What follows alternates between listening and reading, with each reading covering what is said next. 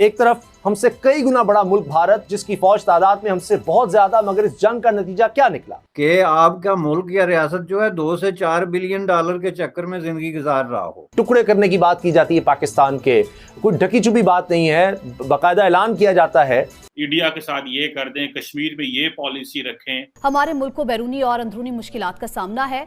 सियासी तौर पर अपने मुल्क को वहां खड़ा करना है जहां पर दूसरे मुमालिक हमें फॉलो कर सके। तो अब पाकिस्तान में प्रॉब्लम यह है कि हर चीज में इंडिया को कंपेयर किया जाता है, जो कि मैं समझता हूं कि इन प्रिंसिपल गलत है। भारत कहता है जी अब हमने राफेल जहाज ले लिए हैं, अब हम ज्यादा शायद ताकतवर हो गए हैं। कभी कहते हैं जी पाकिस्तान को हम ये तोड़ देंगे, यहाँ हमने सिर्फ पैसे लगाने हैं, ये मर्सनरीज हैं, इनको हम पैसे देंगे तो असलहा देंगे तो ये खुद ही पाकिस्तान के खिलाफ लड़ेंगे। तो अब जब आपका हालत ये हो कि आपकी सारी जिंदगी की गेम जो है वो 2 से 4 बिलियन डॉलर के गिर्द घूमती हो, which is really I am telling U a kind of a joke, या बहुत आता है कि एक बड़ी इंसल्टिंग किस्म की बात है पाकिस्तानी नेशन के लिए। एज ए नेशन मैं आपको बता दूं कि आपका मुल्क या रियासत जो है 2 से 4 बिलियन डॉलर के चक्कर में जिंदगी गुजार रहा हो। और ये बात मैं इसलिए कर रहा हूं कि आप अभी IMF के साथ उनकी हरकत सकनात देखें कि पूरी लीडरशिप जो है वो फोकस्ड इस बात पे है जी IMF हमें 4 बिलियन का या 8 बिलियन का पैकेज देता है या नहीं देता। और इस तरह जब देता है तो आप ऐसे पोज करते हैं जैसे आपने को दुनिया फतह कर ली, कोई इतना बड़ा आपने मार्का मार लिया। तो इन हालात में जब आप फाइनेंशियली इसको कहते हैं दीवार से लगना, क्या आगे बिल्कुल आप एक जो है टनल में फंस चुके हुए हों। पाकिस्तान बुनियादी तौर पे जो पोस्चर इख्तियार किया पाकिस्तान ने गुज़श्ता 30 सालों में, वो एक जंगबाज किस्म की कुव्वत का पोस्चर था, वार मॉन्गरिंग का पोस्चर, कि हमने अपने हर पड़ोसी से टक्कर लेनी है और उसको सबक सिखाना है।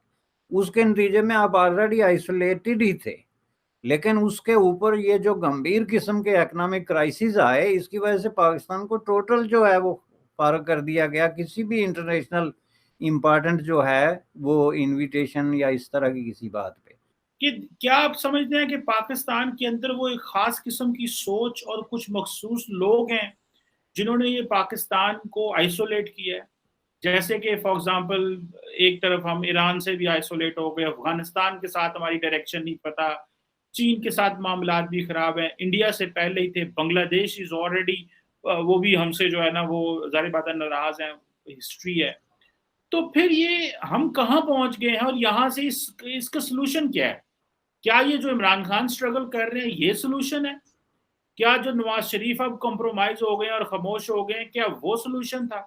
क्योंकि सोच तो वो मौजूद है और अभी भी ताकत में वो सोच है, जिसने शायद ये कहने की बात है कि शायद पाकिस्तान को इस पोजीशन पे ला के खड़ा कर दिया है कि आज हमारा कोई भी दोस्त नहीं है और बस हमें वो जो आपने बांग्लादेश और इंडिया के हवाले से बात की कि वो सीलिंग तोड़ चुके हैं, पाकिस्तान वो सीलिंग भी नहीं तोड़ सका और पाकिस्तान वो 1-2-4 अरब डॉलर जो कि 24 करोड़ का मुल्क है वो उसमें आके फंस गए। तो फिर ये सोच का मसला है, पॉलिटिक्स का मसला है, लीडरशिप का मसला है, क्या हमारे लोग पढ़े लिखे नहीं हैं, क्या हमारे पास इनोवेटिव आइडियाज नहीं है, क्या हम पॉलिटिकली बहुत ज्यादा हम पॉलिटिसाइज हो चुके हैं? मतलब फिर यहाँ से कैसे आगे जाना है? और वो जो सोच है जिसने हमें इस जगह पे ला के खड़ा किया 1965 से लेकर आज तक का सफर, उसको आप किस तरह देखते हैं? पाकिस्तान एक एटमी ताकत बना, वाहिद इस्लामी रियासत है जिसने ये सलाहियत हासिल की, JF-17 थंडर हम देखते हैं, हम एक्सपोर्ट कर रहे हैं। तो खुद इन्हिसारी ये कितनी बड़ी बात है और 1965 से लेकर उस वक्त की तैयारी और आज का मवाजना आप कैसे करते हैं? देखिए, बात एक चीज़ हमें याद रखनी चाहिए, भारत भी खुद इन्हिसारी नहीं रख पाता, इस वजह से कि जो इंडस्ट्रियल बेस है उनका, हालांकि एक बहुत बड़ी अफवाज है उनकी और उनको शायद बहुत सारी चीज़ें अपने तौर पे खुद करनी चाहिए, लेकिन इंडस्ट्रियल बेस की कमज़ोरी ऐसी है, तो बहुत अच्छे हो गए हैं लेकिन वो भी नहीं कर पाते। तो हमें कहीं ना कहीं से, और ये ग्लोबल विलेज बन चुका है, ये जो इन्हिसार का, खुद इन्हिसारी का एक अमल है, ये ज़रूर होना चाहिए और उसके अंदर एक डिलीशन प्रोग्राम होता है कि आप मिला के आप एक इश्तराक के साथ कोई चीज़ बनाते हैं, उस इश्तराक को फिर आहिस्ता आहिस्ता कोशिश करते हैं कि ज़्यादा से ज़्यादा हिस्सा अपने आप के मुल्क में अपने बने, पाकिस्तान में बने।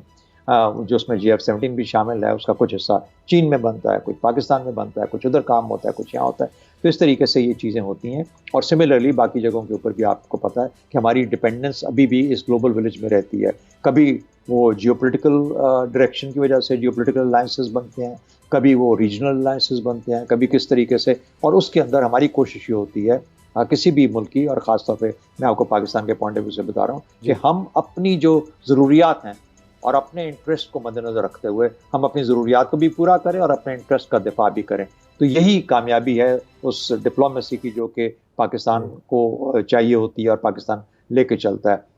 बदकिस्मती से सिर्फ नारों से या स्लोगन से ये काम पूरे नहीं हुआ करते। इसके लिए हमें बहुत ज़्यादा सोच समझ के इक़दाम उठाने पड़ते हैं और ऐसे इक़दाम उठाने पड़ते हैं जो पाकिस्तान के लॉन्ग टर्म फ़ायदे में।